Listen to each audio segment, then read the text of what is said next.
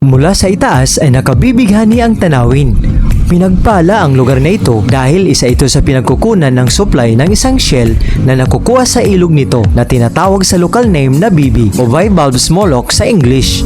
Ang lugar na ito ay tinatawag na Washington, isang barangay na sakop ng bayan ng Katarman, ang sentro ng probinsya ng Northern Samar. Pang-internasyonal ang pangalan sa lugar na ito, di ba? Wow! Pero ngayong araw ay sasadyain natin ang isang lugar na sakop ng barangay na ito na tinatawag na Sitio Hiriban. Kinakailangan natin na sumakay ng bangkang dimotor ng 15 minuto. Mula naman dito sa pampang ng ilog ay maglalakad tayo ng mahigit 10 minuto para maabot natin mismo ang lugar.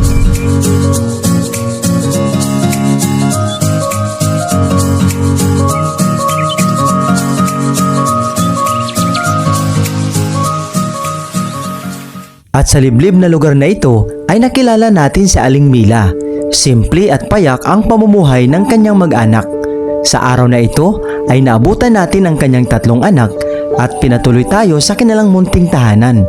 At nagkaroon din tayo ng pagkakataon na makilala ang kanyang panganay na anak na si Angela. At nakita natin ang sitwasyon ni Angela.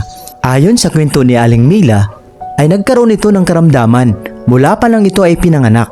At nalaman nila noong pinatingin sa doktor, ito ay na-diagnose na mayroon daw itong cerebral palsy. Pero ano nga ba ang karamdamang ito? Ayon sa doktor na nakausap natin, so pag sinabing cerebral palsy, cerebral, tinutukoy nito yung utak. Pag palsy naman, merong hirap or difficulty pag-control ng muscles niya or movement.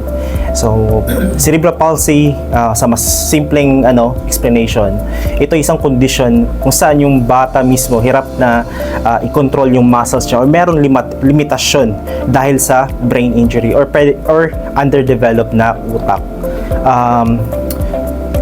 Kadalasan or minsan associated to sa mga kulang sa buwan or premature na baby or mga low birth weight, kulang sa timbang ng mga bata. Pwede rin to starting dun sa pagbubuntis ng mother, na-expose siya sa infection or radiation. Then pwede rin to after na ipinanganak yung baby, like head trauma. So basically yun yung cerebral palsy.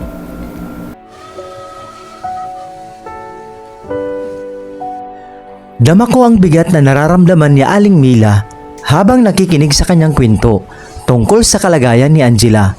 May 5 anak si Aling Mila at ang palaging kasama niya na tumutulong sa mga gawaing bahay ay ang kanyang pang-4 na anak na 5 taong gulang na si Ivan, lalo na kung wala ang mga nakakatandang kapatid.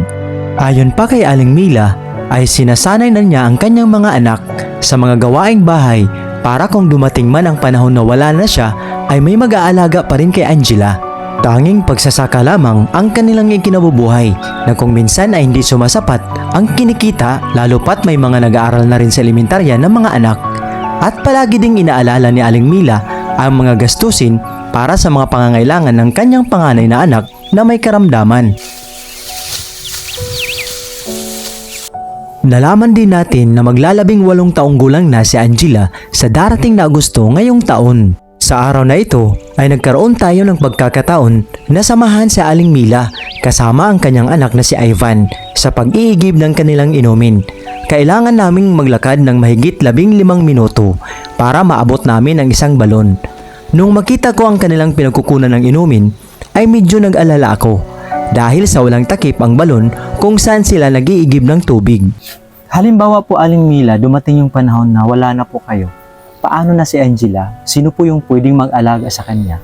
Yung pwede na lang po na inaasahan ko na mag-alaga dito sa kay Angela, yung anak kong babae, yung pangatlo, si Aika Marie. Kasi yun po yung pag wala ako, nung nanglalaba pa ako, siya yung nag-ano dito. Medyo marunong na rin siya magpakain nito. Kaso lang sumasakit daw yung kanyang braso pag dala-dala nito. Kaya nga sabi ko, matuto ka magpakain sa ate mo kay balang araw, hindi naman ako dito sa mundo. Yung sinasabi niyo po na balang araw na pwede mag-alaga kay Angela, mga ilang taon na po kaya siya 8 ngayon? po, 8. So 8 years old pa lang. Opo. Pero medyo marunong na siya. So yun po yung isa sa inaasahan niyo na pwedeng mag-alaga kay Angela pagdating ng panahon. Opo siya. Kaya ngayon nga, tinuturuan ko na siya kung paano magpakain, magpaligo, at saka kung ano yung ayaw niya kasi minsan pag sinusubuan siya, kinakagat niya kasi yung kutsara.